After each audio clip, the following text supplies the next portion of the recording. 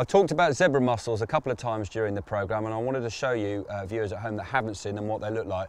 These little fellas are zebra mussels, and you can see how they get their name from the little black and white stripes on the shell. Now these guys are non-native to this country, and they're very widespread now in gravel pits and fisheries, particularly gravel pits, and here in the Burfield complex there's plenty of them. Okay, so from just about every submerged structure, from the front of the swim to the deepest snag and all the weed beds in between, you'll find these guys growing. Now, in some situations that's not a problem, because the carp definitely eat these guys. So it's good news in the fishery, because the fish are going to do well eating them. However, when they get on submerged bits of wood like this, you can see that potentially they're going to represent a problem. If your line brushes across the tops of these shells while you're playing a fish, is likely to cut straight through the nylon you're using. So that's why Adam and I are both using heavy line here at the Blue Pool, because these guys are very sharp, and you need to be really aware of that. And so particularly in gravel pit fisheries, it's worth stepping your gear up to combat these guys. Okay, this is the rig that I just used to catch that lovely 23 pounder. Again, I'm just trying to be a little bit different with my presentation, but it's still very simple. I'll explain the thinking behind it. A lot of people, in fact the majority of people you see casting out hook baits, they're using brightly coloured pop-ups, highly coloured, high smell, etc, etc. This is high smell, but it's actually a bottom bait. Well, it's called a wafter, so it's designed to sit on the lake bed. It just hovers above the hook. Don't be deceived into thinking it's a pop-up rig with that lump of putty. It sits pretty much like that, with the bait just covering the hook and the hook lying flat on the bottom. It's white or pale white tends to work very well, because any boilies that have been left in the lake for any amount of time tend to go very pale. So these fished on their own as a bottom bait can work very well indeed. So this is a wafter about 16mm in size. I've tied that to a size 6 wide gape style hook using a knotless knot, but I've kicked it out with the hair coming off just by the eye, as so many of us are doing now. Seems to give very good hook holds. Shortish hair, bait just touching the bend of the hook, and then I've got about an inch or so stripped back on this semi-stiff coated hook link before I've got my usual nice big blob of putty. The hook link itself, that's about 12 inches long, a little bit longer perhaps than the majority of people are using. I'm not fishing this in weed, I'm casting for a clear spot. It's sort of soft silt where I'm fishing, so I'm happy that this is going to settle down nicely once the foam has dissolved, because when you have a hair tied in this manner, you do need to use a bit of dissolving foam to stop it tangling on the cast. All you do is lick one end, not the whole thing, wrap it around and just nip it up so that it's kind of forming a circle around the hook shank, like that. Pull the hook into it, and that will come off on impact with the water, and then your slow sinking hook bait should extend out, and you'll be left with a nice straight hook link on the bottom. As I said, the hook link is about 12 inches long. That goes into a lead clip, nice and simple, nothing complicated there. 2.5 ounce lead, and then behind that I've got probably a couple of foot of heavy sinking tungsten rig tube to keep everything nailed down. That's the rig I just used to catch the carp. I'm going to get this actual rig back out in the pond now, see if we can catch another one on it. Okay, there you go. The rig's doing the business. The little white balance pop-up. Second bite in a couple of hours on that. Wiped out both my rods again. Real battler this one, but kept him on, near the surface, over the top of the weed all the way in, and no further dramas. So 2 rods to get done again. The weather's still nice and overcast. Looks good for another bite for Simon or myself. So we'll slip this fella back and get the rods back out.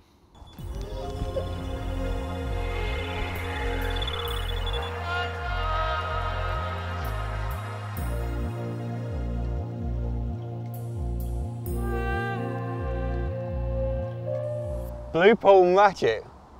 Fantastic. I'll tell you what, I don't know why we don't come here every year. I think we will now, won't we? Just reminds you what fun it is. A special lake, it really Great is. fun. There's lovely fish coming in.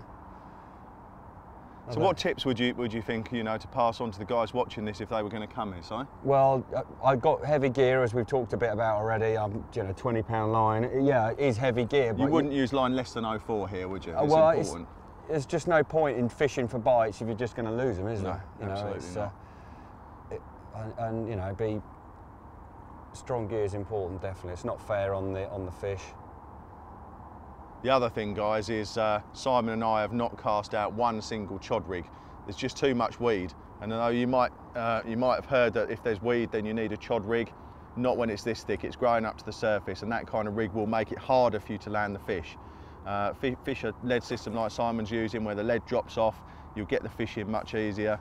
And if the fish doesn't go into weed, then the lead won't drop off. But with a helicopter rig that you've got on a chod, it's just an absolute headache getting them in. So we would avoid those definitely on waters like this. Thick, strong line, be on your rods at all times. See if we can get this fella in, mate. Yeah. It's fighting well, as they all do. Yeah, another powerful blue bullfish. Oh, yes. Well done. I noticed your lead hadn't come off there, Si. No, that fish never weeded me up. It was always above the weed, so... Perfect yeah. illustration then, guys. If you put your tail rubbers on dead right, if the fish goes in weed, it'll come off. Otherwise, you know, if you keep the fish out of the weed, there's no need to lose the lead. Perfect. Well done, mate. Excellent. Good stuff. Let's have a look at him. So here we go, 21 pounder blue pool carp. This one was caught off my spot out in the middle, about 35 yards out over a bit of particle and a little scattering of boilies. This one was on a couple of maple peas, so a couple of little tactics there you could try at home. Okay, so this is the open water rig that I've been using today at the blue pool. It incorporates a short hair, which I've got a couple of maples on, a size 8 wide-gaped hook, a hook link which is about 6 to 8 inches in length, soft coated braid which has been stripped back at the hook end to give a nice supple section near the hook. I've got a quick release clip with a cut down tail rubber pushed over that to hold it in place. Then I've got a drop off lead system with a clip on here, and the idea being I'm fishing with it with a lead not on inline but on drop off, as I said, and the idea is if that fish hits the weed, that lead is just going to ping off and you're going to lose that in the pond. And that puts you in direct contact with the fish, which I think is really, really important in these weedy fishing conditions. It's very difficult to play a fish when you've got a heavy lead hanging about, catching in the weed, and often the lead is what weeds up more than the fish. So I'm a big fan of getting rid of that lead wherever possible. So that's the system I'm using there. Coming back up the line a little bit from the clip, I've got a 20-pound line, very heavy, very strong, abrasion resistant line, which is excellent in these weedy conditions with zebra mussels. And then away from the clip, I've got 2 or 3 lumps of putty moulded onto the line, which is just pinning everything to the bottom. So there's the open water system I'm using, and I'm very confident with it.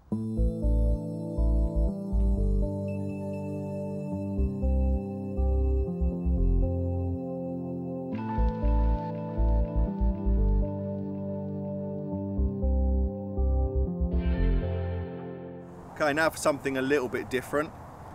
This is my float setup. It's actually my floater controller rod that I use for surface fishing, but I'm not going to be doing any of that. The sun's come out, the fish have gone into the edges a little bit more, so Simon's gone off stalking and I'm going to see if I can catch one on the float.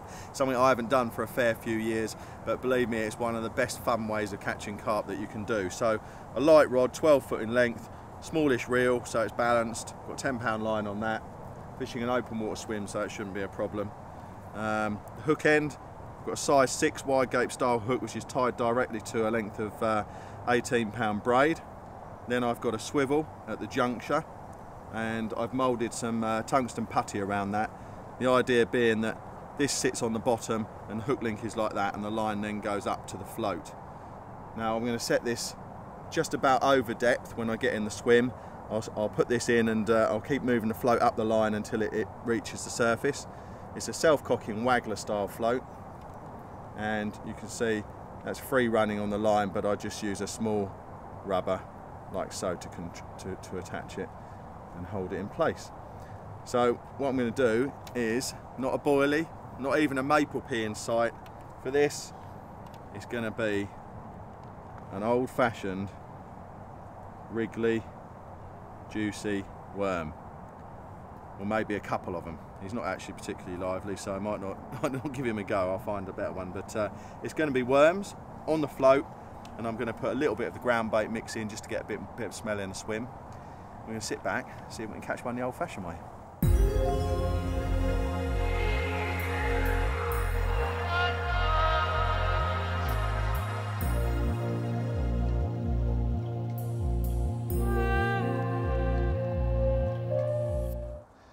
Well, it's been a fairly fraught hour or so trying to get a bite down on this spot. To begin with, I caught, all I caught was perch. They were going mad for the worms and taking them as soon as I put them down on the spot. In the end, I had to change tactics, went back to a pair of maple peas, and I also had to put a small, tiny little sliding lead on as well, because the wind was hammering in and the float just wouldn't stay put. Anyway, I've had the bait down there. There's been a few big fish drifting in and out, a couple of bream feeding with them, and I was just deliberating whether or not they could see the line because they looked a bit edgy, when all of a sudden it tore off, hooked itself straight away, float disappeared, buried, and this fella's on. He's taken a fair bit of line and he's weeded himself up about 3 rod lengths out, so I'm just going to keep the pressure on. Let's hope he comes out.